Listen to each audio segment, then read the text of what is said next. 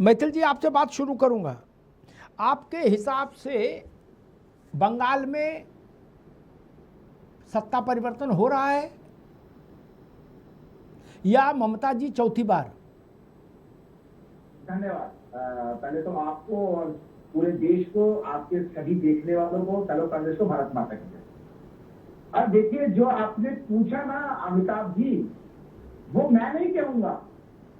ना ही मैं ये मानता कि ये जो दिखा रहे हैं आपका एग्जिट पोल, कि एग्जिट पोल दिखा रहे हैं भारतीय जनता पार्टी 150, 160, मैं ऐसा मानता हूं कि भारतीय जनता पार्टी एक लैंडस्लाइड डिप्टी के साथ 200 प्लस सीटें लेके आ रही है, पहली बात। दूसरी बात, उसके पीछे का कारण 93% यदि किसी राज्य में मतदान होता है और उस राज्य में पहले से 3 बार एक सरकार चल रही हो और वो सरकार जो अभी लास्ट चुनाव है उसके बाद से निरंकुश हो जाए, मतलब महिलाओं की सुरक्षा जो है वो तार तार हो जाए, संदेश खाली हो जाए, आर्जिकल हो जाए, और आर्जिकल जैसे न जाने कितने विषय हो जाए, उसके बाद बंगाल की जनता को जागना अत्यंत आवश्यक था। आप देखेंगे अमिताभ जी, तो इस चुनाव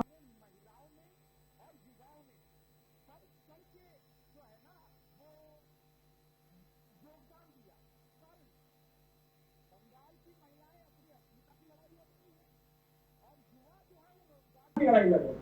बंगाल ऐसा प्रांत है जहां पर 6,700 से ज्यादा इंडस्ट्रीज खत्म हो गई। वहां पर कोई उद्योग धंधा नहीं बचा है, केवल टोलाबाजी और भ्रष्टाचार बचा है। तो मैं ऐसा मानता हूं कि चाहे राष्ट्रीय सुरक्षा का विषय हो, 125 किलोमीटर कॉरिडोर तो नहीं दिया, या फिर रोहिंग्या मुसलमान और बांग्लादेशी घुसपैठियों के कारण जो अगस्ता फैली, सिर्फ मुस्लिम तुष्टीकरण की नीति है, ये सब देखते हुए 200 प्लस सीटें हैं। और एक और चीज मैं जिक्र करूंगा, एक बहुत बड़े चैनल के पत्रकार जो हमेशा मोदी जी को कोसते रहते हैं, उन्होंने भवानीपुर के पोलिंग बूथ पे एक महिला से बाइक ली, वो वोट करके निकली थी। उनसे ये पूछा कि आपने किसको वोट किया, तो नॉर्मली वोटर ये कहता है कि मैं नहीं बताऊंगा। उसने स्पष्ट कहा, मैंने देश के लिए वोट दिया, मैंने इसलिए वोट दिया खुली हवा में का नाम तलवार अल्लाह अकबर ना कहला पाए, ऐसी व्यवस्था के लिए वोट दिया। और ये वो क्षेत्र है, ठीक है, जो कि भवानीपुर। जी ठीक है। मैथिल साहब आएंगे आपके पास। यही सवाल आपसे मनीष गुप्ता जी, आपका आकलन क्या कहता है, क्या होने जा रहा है बंगाल में? इस चीज़ को ज़रूर फ्रेम में रखें। सब लोगों से मैं कहूँगा कि बंगाल में इस बार जितना वोट पड़ा उतना स्वतंत्र भारत के इतिहास में जवाहरलाल नेहरू के समय में भी कभी किसी राज्य में, किसी लोकसभा में नहीं पड़ा, कभी नहीं। ये समझ लीजिए। इसका मतलब जो कुछ होगा वो छोटा नहीं होगा कि गुड्डू तू भी बतासा ले ले, तू भी कचौड़ी ले ले, अच्छा तू कचौड़ी नहीं तो तू पकौड़ी ले ले ना। जिसको मिलेगा कचौड़ी, पकौड़ी, खीर, बर्फी सब इकट्ठी मिलेगी, दूसरे के कंटाप लगेंगे दो। मनीष गुप्ता, ये मेरी छोटी समझ कहती है। प्रताप जी, दरअसल जिसको हम समझ रहे हैं कि दोनों साइड से बहुत स्ट्रांग वोटिंग हुई है, तो आप इसको ये मानिए कि इस इलेक्शन में सिर्फ दो फैक्टर थे, बीजेपी और टीएमसी। और मैं थोड़ा इसको बदलता हूं, सेक्युलर हिंदू मुस्लिम एक तरफ और राष्ट्रवादी बीजेपी के लोग एक तरफ।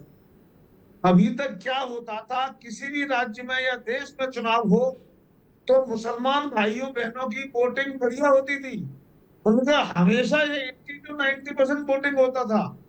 हिंदुओं की वोटिंग आमतौर पर 50%, 60% होती थी, क्योंकि हिंदुओं को छुट्टी पे जाने का बहुत शौक है। तुम्हें लगता था कि भाई आज वोट कर रहे हैं तो छुट्टी मना लेते हैं, अगले दिन संडे है, मंडे है, छुट्टी मना लेंगे, 2 दिन वोट कर जाएंगे। लेकिन बंगाल ने ऐसा दिखा दिया कि अगर अभी नहीं तो कभी नहीं। ऐसा लगता था जिस तरीके से बंगाल और बांग्लादेश का भेद घट रहा था, इस बार वहां के लोगों को लगा कि जागो और वोट डालो, पूरी ताकत से वोट डालो। और बहुत समय बाद ऐसा हुआ कि जब मैं पिछली बार चुनावों के बाद जिस तरीके से बीजेपी के वोटर्स को परेशान किया गया, उनके खिलाफ अत्याचार किए गए, भाजपा ने कोई जी। मदद नहीं की। इस बार ये मैसेज दिया कि सीआरपीएफ 2-2 महीने लगेगी, कोई तुम्हारा कुछ नहीं बदल पाएगा। जयपाल जिस तरीके से मैसेज दे रहे थे उससे रिजल्ट आया, फर्क निकला। तो बात यह है कि जो लोग 60% वोटिंग करते थे वो 95% वोटिंग कर रहे हैं, इसलिए 92 पर पहुंचे जी। हैं। तो ये एक क्लियर मैसेज है कि अब इस बार वो होने वाला है जो पिछले 20 साल में नहीं हुआ। ठीक बात है, ठीक मनीष जी, भारतीय जनता ठीक पार्टी ठीक। अभी रुक, लगभग अभी रुक, सबको बहस में ले आऊं। आशीष चतुर्वेदी जी, इस बार वोटिंग में वो हो गया जो बंगाल के जन्म से लेके अब तक कभी नहीं हुआ था। तो क्या इस बार वोटिंग के परिणाम में भी वैसे ही दिखेगा जो बंगाल में कभी नहीं हुआ? एक इतिहास तो बन गया, वो भारत में अभी तक कहीं नहीं, वो मैचलेस है। इसलिए ये कहना भी कि 93% वोट पर क्या रिजल्ट आता है किसी के पास नजीर नहीं है। लेकिन सामान्य समझ कहती है कि 93 में सबको प्रसाद नहीं बढ़ता। 100 में 93 लोग सबको बताशा बांटने नहीं निकलते, वो कोई एक लक्ष्य लेके निकलते हैं। और जो हिंदी में सरल भाषा में कहूँ खोल के जो बात मनीष कह रहे थे कि मुस्लिम वोट तो लेफ्ट के समय में भी और इवन विधान चंद्र राय के समय में भी पर्याप्त तो पड़ता था, वो कभी 40%, 50%, 60% नहीं पड़ा। आपके उत्तर प्रदेश में भी जहां मुस्लिम बहुल इलाके हैं वहां वोट हमेशा भरपूर पड़ता है। फिर ये जो एक्स्ट्रा वोट आया है ये स्वाभाविक हिंदुओं को आया है, जो पहले कभी नहीं आया, right from Nehru to Manmohan Singh. ये वोट क्या कह रहा है आशीष चतुर्वेदी?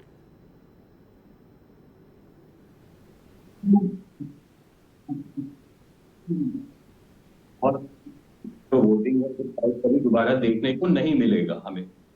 और अगर आप बंगाल को देखें तो कहीं ना कहीं जो ममता बनर्जी हैं बहुत जमीनी नेता हैं और उनकी जमीनी पकड़ मुझे लगता है कि बहुत अच्छी है, और ये बात सब लोग जानते हैं कि उनकी जमीनी पकड़ बहुत मजबूत है।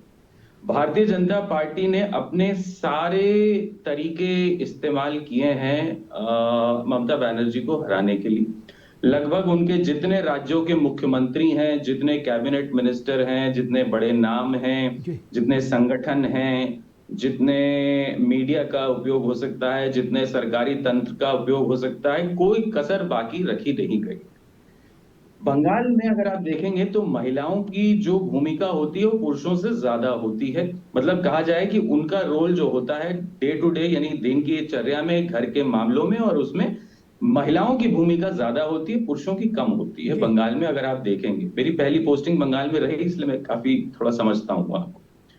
तो मुझे ऐसा लगता है कि जब बंगाल में लोगों ने देखा कि एक महिला है जो बंगाल से हैं, चीफ मिनिस्टर हैं, इतने सालों से उनका नेतृत्व करती हैं, उनको हराने के लिए जैसे अभिमन्यु को घेरा हुआ था सबने और सब मिल करके वार कर रहे थे, बिल्कुल वही स्थिति आज वहां पर है। भारतीय जनता पार्टी ने उन्हें चारों तरफ से अपने सारे तंत्र से घेरा हुआ है जी, और सब तरफ से वार कर रहे हैं। तो मुझे ऐसा लगता है कि जो बंगाल की महिलाएं हैं उन्होंने देखा कि एक महिला है जो बंगाल से है और वो अकेली इन सब मैं से इसको लड़ ठीक है अब भैया आशीष जी, मैं इसको समराइज करूं आपके बिहाफ पर। आप ये कहना चाह रहे हो कि ये ममता के प्रति सिंपैथी का वोट है, क्योंकि उन लोगों को लगा कि ममता अकेली फंस गई है, ठीक है ना, इसलिए चलो ममता जी के हाथ मजबूत करो। एम आई राइट? ठीक, आशीष जी ने ये बात कही, ये उनका अधिकार है, ये उनका आकलन है। लेकिन एक बात मैं कहूँगा, वो इस बात से नाराज लगे कि भाजपा के इतने लोग वहाँ बंगाल क्यों गए। मैनपुरी में नेताजी की, अरे रुक जाओ भाई, मैनपुरी में नेताजी के दिवंगत होने के बाद चुनाव था, सरल चुनाव था, सबको पता था।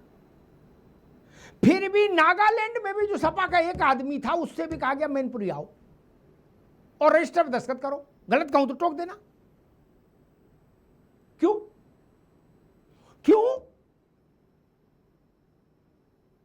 आपने भाजपा के वहां के उम्मीदवार को घेर के नहीं मारा, आपने किरणमय नंदा को भी मैनपुरी की गलियों में दौड़ा दिया, बोले नंदा तुम भी दौड़ो। क्या अब किरणमय नंदा का वहां वोट है? नहीं, उनकी भाषा को समझ रहा नहीं। ये इसलिए ही कहो, जिसके पास जहां जो सामर्थ्य आदमी दिखाता है, आपके पास मैनपुरी में सामर्थ्य आपने दिखाई, क्या समस्या है इसमें यार? उनकी पार्टी है, वो लोग चुनाव में मेहनत करते हैं, ये कोई गलत बात है, ये तो अच्छी बात है। इससे आपकी पार्टी को सीखना चाहिए। जो बाबू लोग कुर्ता पे कलप लगाए घूम रहे हैं, पान खाए क्या, और फेसबुक पे पार्टी मजबूत कर रहे हैं, बोले अखिलेश जी आगे बढ़ो, हम तुम्हारे साथ हैं। कहां साथ है? बोले फेसबुक पे। बोले बाहर नहीं यार, 40 डिग्री में कहां जाएंगे? सीखो यार। आप क्या कोई अखिलेश यादव का ड्यूटी लगा सकता है? ड्यूटी शब्द इस्तेमाल कर रहा हूं, नहीं। प्रधानमंत्री का चार्ट लगा, गृह मंत्री का अमित शाह का चार्ट लगा पार्टी संगठन की ओर से। आप क्या, आपकी स्थिति है कि आप अखिलेश जी को ड्यूटी असाइन कर दो? नहीं ना, पार्टी से निकाल देंगे तुरंत। कहेंगे भाई दिमाग खराब हो गया, हमारी पार्टी और हमको ड्यूटी देंगे। ये सब सीखो, सीखने की बात है। खैर विवेक जी, आपकी पार्टी के बड़े नेता हैं, लंबे समय तक लोकसभा में विपक्ष के नेता भी रहे, अधीर रंजन चौधरी। अधीर रंजन चौधरी को मैं सुन रहा था, हालांकि दिल्ली वाले उससे अलग बोल रहे हैं, लेकिन चौधरी साहब चूंकि वहाँ के हैं, दिल्ली वाले तो बंगाल के हैं नहीं, और आपने उनको नेता विपक्ष बनाया होगा तो जानबूझ समय उनकी हैसियत जान के बनाया होगा कि भाई ये आदमी काबिल है। वो कह रहे हैं कि मेरा तजुर्बा ये कहता है बंगाल के दोनों चरण के चुनाव देखने के बाद कि ममता बनर्जी के खिलाफ भारी गुस्सा था, उस गुस्से में भारी टर्नआउट हुआ और लोग ममता को हराने निकले हैं। ऐसा हम नहीं कह रहे, ऐसा बीजेपी भी नहीं कह रहे, अधीर रंजन चौधरी कह रहे हैं। विवेक जी, वो आपके बड़े बूढ़े हैं, उनका बंगाल का भारी अनुभव है, और मेरे ख्याल से दशकों बाद बंगाल का कोई आदमी लोकसभा में आपने नेता प्रतिपक्ष बनाया, इसका मतलब वो आदमी काबिल है आपकी नज़र में। कांग्रेस बाय एंड लार्ज इस बात से सहमत है कि ये जो हैवी टर्नआउट है ये ममता बनर्जी के खिलाफ गुस्से का प्रतीक है। विवेक जी, जैसा अधीर रंजन चौधरी कह रहे, अगर आपको बात खारिज करनी है, लानत मलानत करनी है, तो अधीर दादा करना, हमारी नहीं। जी देखिए, अधीर रंजन चौधरी जी बंगाल के वरिष्ठ कांग्रेस नेता हैं, और अगर वो कोई बात कह रहे हैं तो वो उनका अपना आकलन हो सकता है। तो लेकिन जी, अगर उनके आकलन को हम देख रहे हैं तो उसके बाद और भी कई चीज़ें ऐसी हैं कि जिनको देख के ये जो आप कह रहे हैं बड़े बदलाव का प्रतीक है, ये बड़े बदलाव हैं। लेकिन ये बदलाव आप देखिए, सीआरपीएफ की बात थी कि 60 दिन वहाँ रहेगी, और उसके बाद जब पोलिंग हुई उसके बाद उनका क्या ऑर्डर हो गया कि वहाँ से निकलना उनको है। और भी कई आपके पास अधूरी जानकारी, देखो ऐसे विषयों को ना छोड़ो जिन पे अधूरी जानकारी हो, फिर मुझे बीच में टोकना पड़ता है। सीआरपीएफ पर आपकी जानकारी अधूरी है। खैर चलिए जी। नहीं तो लेकिन उसके बाद अधीर रंजन जी ने कहा अगर है ये, तो वो बात उनकी अपनी हो सकती है, लेकिन जो पूरा माहौल वहाँ का दिख रहा है और जिस तरीके से आपको ज्यादा माहौल दिख रहा है, अधीर रंजन की आंखों में बिल्डिंग वाला चश्मा लगा है? नहीं देखिए, वो पूरा प्रदेश घूमे। नहीं पूरा प्रदेश घूमे हैं, लेकिन हम जब चुनाव लड़ते हैं अमिताभ जी, चुनाव हमने भी लड़ा, चुनाव जब हम लड़ते हैं और जब आप हमारे क्षेत्र में आते हैं तो आपका जो आकलन होता है वो बहुत अच्छा फीडबैक हमको मिलता है। तो उनका ठीक होगा, उनकी बात है, लेकिन उनकी बात को, उनकी निजी राय हम मान सकते हैं। ये कोई आप बताइए, ये दिन आ गए अधीर रंजन के, अभी नहीं,